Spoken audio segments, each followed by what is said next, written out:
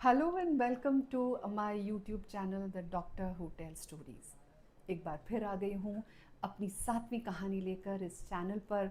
मेरा नाम है निमी रस्तोगी।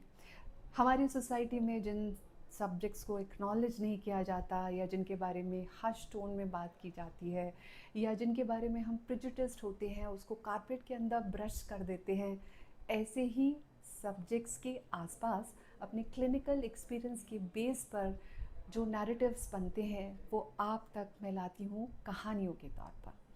मेरी कहानियों का किसी व्यक्ति विशेष से संबंध नहीं है, लेकिन मेरा क्लिनिकल एक्सपीरियंस और समाज के कुरीतियाँ और जो प्रेजुडिसेस हैं वो बिल्कुल रियल हैं। मेरी आज की कहानी का शीर्षक है द पनिशमेंट। अक्सर मुझसे लोग ये पूछते हैं कि औरत की ग्रोथ में सबसे बड़ी दुश्मन क्या होती है। तो मेरा क्रिप्टिक जवाब होता है औरत की अपनी बॉडी, उसकी अपनी फिजियोलॉजी। और ये मैं क्यों कह रही हूँ वो इसलिए क्योंकि शुरुआत से ले लीजिए, एडोलेसेंस से लेकर menstrual period, fertility, PMS, pregnancy के बाद का period, abortions, hysterectomy, surgery, caesarean section, child birth और उसके बाद मेनोपॉज, ये तमाम वो अवस्थाएं हैं जो कायनात ने तो ह्यूमन बॉडी में डालकर, औरत की बॉडी में डालकर अपनी कंटिन्यूटी को इंश्योर कर लिया है। लेकिन इसका खामियाजा भुगतती है औरत, क्योंकि ये सब केमिकल बेस्ड प्रोसेसेस हैं। इन सब में अलग अलग तरह के हार्मोन्स औरत की बॉडी में निकलते हैं और उसका अलग अलग असर होता है। चाहे वो पीएमएस ले लीजिए, चाहे वो प्रेगनेंसी के मूड स्विंग्स ले लीजिए, मेनोपॉज में जो बहुत तेज़ गर्मी लगती है, गुस्सा आता है, ये सब हार्मोन से रिलेटेड है और इसका पूरा पूरा असर पड़ता है औरत पर, उसकी बॉडी पर और उसकी मनस्थिति पर। बहुत ज़्यादा आगे क्रिप्टिक ना करते हुए चलिए कहानी सुनाती हूँ आपको। मेरी कहानी का शीर्षक बता दिया है मैंने, पनिशमेंट। ये कहानी है प्रदीप और प्रेरणा की और उनके परिवारों की। प्रदीप आते हैं यूपी के जाटलैंड से, आई थिंक मेरठ से या कहीं आसपास से थे वो। और प्रेरणा आती हैं ग्वालियर से। प्रदीप और प्रेरणा काफ़ी हाईली एजुकेटेड हैं। प्रेरणा बायोकेमिस्ट्री में पोस्ट ग्रेजुएट हैं और जामिया हमदर्द कॉलेज में लेक्चरर हैं। और प्रदीप लॉयर हैं। उनके फादर एक लॉ फर्म चलाते थे, उनके देहांत के बाद वो अब उसके चीफ हैं। सो दोनों educated, progressive minded but grounded couple है। And no nonsense couple, like very nice. The good thing about them was that they were scientific in their temperament. दोनों बहुत लंबे और खूबसूरत थे और मेरे पास जब आए उसके बाद की कहानी तो मैं सुनाऊंगी। प्रदीप और प्रेरणा की जब शादी हुई थी तो उस वक्त प्रेरणा 29 साल की थी और प्रदीप 31 साल के थे।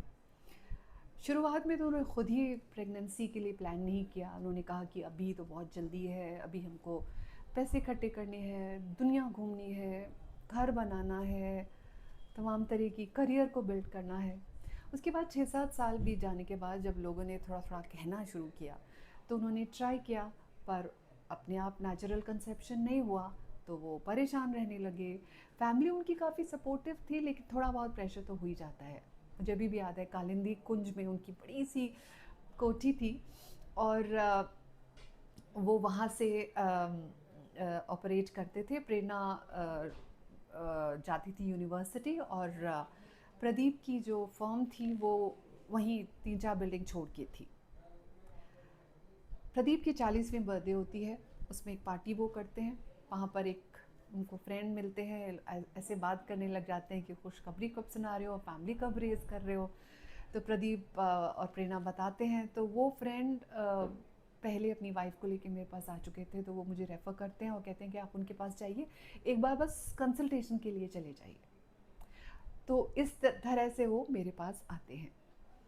कोई ख़ास ऐसी चीज़ नहीं थी अनयूजुअल जो मुझे याद रह जाती, लेकिन पूरी कहानी जैसे आगे बढ़ती है तो ये कहानी भूलने लायक नहीं रहती है। सो वो मेरे पास आते हैं, हम कुछ टेस्ट कराते हैं। एक्चुअली दोनों के केस में कोई प्रॉब्लम थी नहीं, बट फिर भी नेचुरल कंसेप्शन नहीं हो रहा था। फिर हम कुछ दवाइयाँ देते हैं, 6-7 महीने तक वो आते रहते हैं। फिर हम उन्हें आईवीएफ मेंशन करते हैं, जिसके लिए वो थोड़ा टाइम लेना चाहते हैं। फिर एक दिन हम सोचते हैं कि चलो IUI कर दिया जाए, इन यूट्रो इनोक्यूलेशन, और देख लेते हैं, ट्राई कर लेते हैं। तो IUI हम करते हैं और अगले महीने प्रेरणा अच्छे से प्रेगनेंसी टेस्ट स्ट्रिप लेके आती हैं कि मैं प्रेग्नेंट हूँ, मैं कंसीव कर गई हूँ, मेरा पीरियड मिस हो गया। Prerna was a very healthy girl, very healthy, बहुत ज़हीन और बहुत स्ट्रेट फॉरवर्ड लड़की थी वो, बहुत ज़्यादा नहीं बोलती थी, और मेरे पास जब भी आए वो, मुझे उसकी डिस्पोजिशन बहुत अच्छी लगती थी। पढ़ी लिखी तो थी, थोड़ा बहुत मेडिकल साइड की भी नॉलेज थी। प्रेगनेंसी कम्प्लीटली अनइवेंटफुल थी। 8.5-9 महीने में उनका लेबर हमने इंड्यूस कर दिया था। उसके बाद फिर वो सब कुछ नॉर्मल जा रहा था, हम लोग नॉर्मल वजाइनल डिलीवरी के लिए प्रिपेयर कर रहे थे, बट सेकेंड स्टेज में फीटल डिस्ट्रेस हो जाता है, तो हमको सिजेरियन करना पड़ता है। और सिजेरियन के बाद एक बहुत ही हेल्दी, बहुत ही प्यारा 3.7 kg का मेल बेबी जो है वो पैदा होता है। और जब प्यारे प्यारे बच्चे होते हैं, आई स्टिल रिमेंबर उसके बहुत सारे बाल थे घुंघराले, तो वो, और जो हेल्दी बच्चा होता है ना वो वैसे भी काफ़ी फेवरेट हो जाता है स्टाफ का। तो थर्ड या फोर्थ डे हमने उन्हें डिस्चार्ज कर दिया था। और इनफैक्ट मैं तो भूल भी गई थी उस केस के बारे में, बिकॉज उसमें कुछ भी ऐसा रिमार्केबल नहीं था अनटिल 1.5 से 2 महीने के बाद। मुझे एग्जैक्ट डेट याद नहीं है, बट एक दिन मुझे बताया जाता है कि मिस्टर प्रदीप चौधरी आपसे मिलना चाहते हैं। कौन प्रदीप चौधरी? भाई बुलाइए। ओके, कंसल्टेशन उन्होंने फ़ी दे दी थी, इसलिए सिस्टर ने उन्हें प्रिस्क्रिप्शन स्लिप थमा दी थी, which was odd because he was not my patient. वो आके बैठते हैं, थोड़े से नर्वस लग रहे हैं। मुझे याद आ जाता है, यार ये तो वही वाला कपल है। मैं पूछती हूँ हाउ इज़ योर वाइफ, मैं नाम उनका भूल चुकी थी, how is the baby doing. तो वो थोड़ा ऐसे ही फॉर्मली कुछ कुछ कहते हैं। और उसके बाद एक्चुअली हम लोग गायनी चेम्बर में थे, और गायनी चेम्बर में ना एक अजीब सा एटमॉस्फेयर होता है। विमेन तो चलो कस्टम्ड होती हैं, लेकिन मैन को शायद थोड़ा सा अटपटा लग रहा था वहाँ का इकोसिस्टम, एनवायरनमेंट।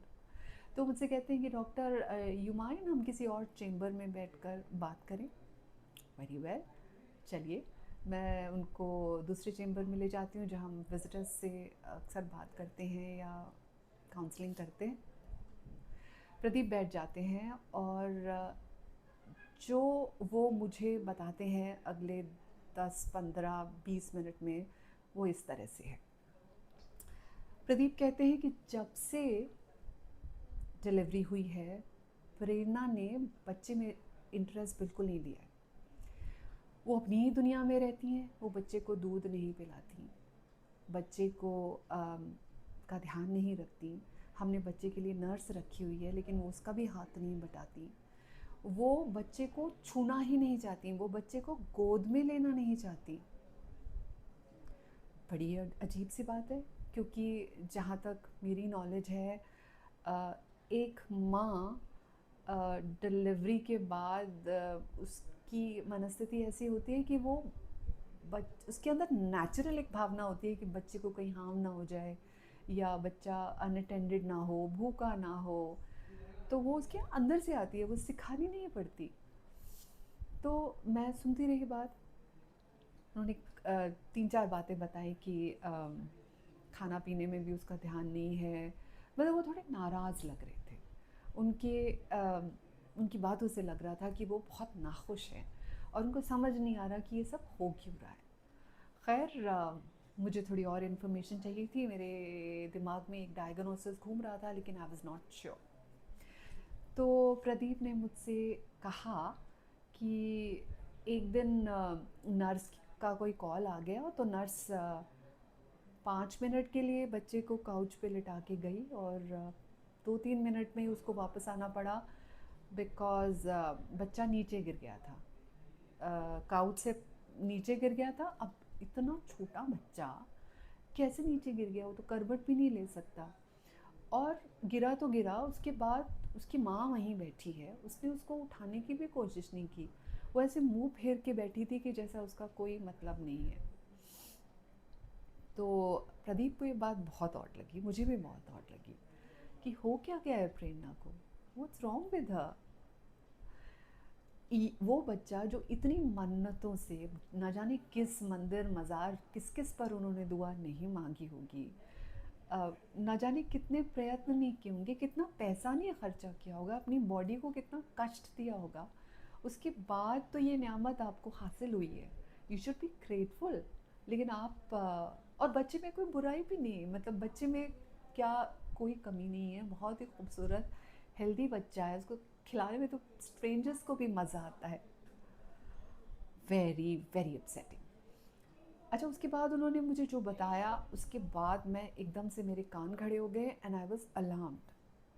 प्रदीप ने बताया कि एक बार उनकी जो नर्स थी वो शाम की छुट्टी ले लेती है और वो बच्चे के साथ टाइम स्पेंड करते हैं। उसके बाद वो रात को देखते हैं कि प्रेरणा जो है, उठते हैं तो पता चलता है प्रेरणा अपनी जगह पे नहीं है और प्रेरणा अंदर वॉशरूम में फ्लोर पे बैठी हुई रो रही है ज़ोर ज़ोर से। प्रेरणा को क्या हुआ है, Prerna is not in a good state of mind, ये तो ऑब्वियसली सबको पता चल रहा था। Prerna is unhappy, but why? उसको समझा के वो लाते हैं। इसी तरह से दूसरी रात का वो बताते हैं, वो तो बहुत ही डिस्टर्बिंग था कि मैं वॉशरूम जाता हूँ, बच्चा बीच में लेटा हुआ है, मैं अंदर होता हूँ तो उसके रोने की आवाज़ आ जाती है और मैं जल्दी जल्दी बाहर आता हूँ तो देखता हूँ कि बेबी का जो पिलो है वो उसके मुंह के ऊपर है और प्रेरणा पलट के लेटी हुई है अपनी करवट करके, और बच्चा रो रहा है और उसका चेहरा नीला पड़ा हुआ है, baby is congested. I got shocked. Was Prerna trying to harm the baby? There was no other explanation. क्या चाह रही हो भाई? बच्चे को मारना चाह रही हो क्या? अपने बच्चे को, आपके अपने जाए बच्चे को आप क्यों हार्म पहुंचाओगी? खैर तब तक मेरी मेडिकल इंसाइट एक्शन में आ गई थी। मैं अपने मन में कुछ चीज़ें सोच चुकी थी। फिर मैंने देखा प्रदीप रो रहे हैं। अब किसी मर्द का रोना बहुत अजीब सा लगता है, मुझे नहीं पता मैं कैसे कंसोल करूं। उनका रोना बनता भी था क्योंकि उनके घर में बहुत ही अजीब सा माहौल था। और वो कहने लगे, देखिए मेरी माँ वैसे तो बहुत सपोर्टिव है, बट उन्होंने भी हाथ खड़े कर दिए कि इसको ले जाओ, मैं बच्चा पाल लूँगी, इसको उसके माँ के घर छोड़ाओ। और वो माँ के घर भी नहीं जाना चाहती, वो अपना दूध नहीं पिलाना चाहती, वो ब्रेस्ट पंप नहीं यूज़ करना चाहती। बच्चा रोता रहता है, चिल्लाता रहता है भूख से, हम बच्चे को ऊपर का दूध पिला रहे हैं। Very sad. फिर प्रदीप ने हाथ जोड़े और मेरी तरफ देखा। हाथ मतलब बहुत ही डेस्परेट हो गए होंगे जो उन्होंने किया। उन्होंने कहा, डॉक्टर प्लीज़ कैन यू पे अ विज़िट टू हर, मैं चाहता हूँ कि आप उसको असेस करें। ओके, मैं वैसे होम विज़िट नहीं करती हूँ। अपने पूरे करियर में शायद 5 या 6 बार कभी होम विज़िट होगा। शुरुआत के करियर में जब मैंने प्रैक्टिस शुरू की थी तो मैंने एक बार घर पे डिलीवरी की थी, when it was inevitable labour. उससे मैं काफ़ी ट्रॉमेटाइज हो गई थी because it was touch and go situation. तो मैं यूजुअली अवॉइड करती हूँ। शहरों में जहाँ हम रहते हैं वहाँ ज़्यादातर ज़रूरत नहीं होती because everything is available near by. But ना जाने क्यों प्रदीप की एंग्विश, प्रदीप का दर्द मुझसे देखा नहीं गया और मैंने उनसे कहा, ठीक है आप मुझे एड्रेस दीजिए, लोकेशन दीजिए और मैं 9 बजे सुबह कल आपके घर में आती हूँ। तब तक आप ये चीज़ें करिए, बच्चे को अकेला मत छोड़िए, आप दूसरे कमरे में सो जाइए और मैं आती हूँ कल। प्रदीप चले गए। मैंने अपने कलीग को फ़ोन किया, वो वाज अ साइकाइट्रिस्ट। मैंने उनको बताया कि I have a patient of severe postpartum depression. अब पोस्टपार्टम डिप्रेशन क्या होता है कि जब प्रेगनेंसी होती है तो आपके बॉडी में कुछ ऐसे हार्मोन्स होते हैं जो डिलीवरी के बाद विड्रॉ हो जाते हैं। राइट। तो बॉडी यूज टू हो जाती है उन हार्मोन्स की, उन केमिकल्स की। तो जब वो बॉडी से विड्रॉ होते हैं तो एक नेचुरल डैम्पनिंग इफेक्ट आता है। और उसके अलावा भी बच्चे को पालना, बच्चे की केयर करना, फिर अपनी अवस्था, ये सब बहुत टू मच हो जाता है फॉर अ वुमन। तो अगर थोड़े बहुत दिन के लिए हल्का सा मूड स्विंग्स हो, रोने का मन करे, गुस्सा आए, तो ये सब नॉर्मल है। ज़्यादातर लोगों को होता है और अपने आप ठीक भी हो जाता है। और यहाँ पर फैमिली बहुत बड़ा रोल प्ले करती है। मैं इसलिए कह रही हूँ कि फैमिली का सपोर्ट और डिस्ट्रैक्शन और अच्छी अच्छी बातें, बच्चा हुआ है तो लोग मिलने आते हैं, उपहार लेके आते हैं, ये सब बहुत हद तक पोस्टमार्टम ब्लूज़ को वॉश करने में सहायक होते हैं। ऐसा हमने देखा है जिसमें डॉटर का बर्थ होता है, दूसरी, तीसरी या चौथी, जिसमें फैमिली ताने देती है, उनको पोस्टमार्टम डिप्रेशन ज़्यादा होता है और उसमें काफ़ी लंबा चल जाता है। यहाँ पर पोस्टमार्टम डिप्रेशन अपनी हदें पार कर रहा था। अगले दिन जब मैं वहाँ गई तो मैंने देखा ये तो ऑलमोस्ट साइकोटिक पेशेंट हैं। लाइक उन्होंने जो मुझे बताया, पहले तो वो मुझे देख के बड़बड़ाने लगी, चिल्लाने लगी कि इनको क्यों बुलाया है। She was not normal. वो ऑलमोस्ट वायलेंट हो रही थी। अच्छा था कि बच्चा उनके पास नहीं था। She was not in good state of mind, she was very agitated. And what she told me is that ये बच्चा मुझे देखता है, जब ऐसे मैं बच्चे की तरफ देखती हूँ तो मुझे लगता है कि कोई राक्षस मेरी तरफ देख रहा है और ये मुझे मार डालेगा, ये सब मिलके मुझे मार डालेंगे। अब ये पोस्टमार्टम साइकोसिस या सिवियर पोस्टमार्टम डिप्रेशन का केस था। इसमें दवाइयाँ देना ही सबसे अच्छा रहता है। शुरुआत में हमने जो दवाइयाँ, या साइकाट्रिस्ट ने ऑनलाइन जो कंसल्टेशन किया, उसकी जो दवाइयाँ थी वो नहीं लेती थी, फेंक देती थी। तो उनको दूध में डाल के किसी तरह से कैसे भी बॉडी में पहुँचाया जाता था। तो उनके ट्रीटमेंट स्टार्ट होने के आप समझिए 3 हफ्ते तक फैमिली गोज थ्रू हेल, क्योंकि बहुत स्लोली इसका असर होता है। फैमिली हर रोज़ ये उम्मीद करती थी कि आज इनका बिहेवियर थोड़ा ठीक हो। तो जैसे जैसे दवाइयों के ब्लड लेवल्स बनने लगते हैं, प्रेरणा ठीक होने लगती हैं। उनके दिमाग के ऊपर जो वेल ऑफ डिप्रेशन जिसे बोलते हैं ना, ब्लू वेल जो हो जाता है, जिसमें आपको हर चीज़ ख़राब नज़र आती है, वो धीरे धीरे उठ रहा था। उनकी काउंसलिंग भी शुरू हो गई थी। She was more complaint to her treatment.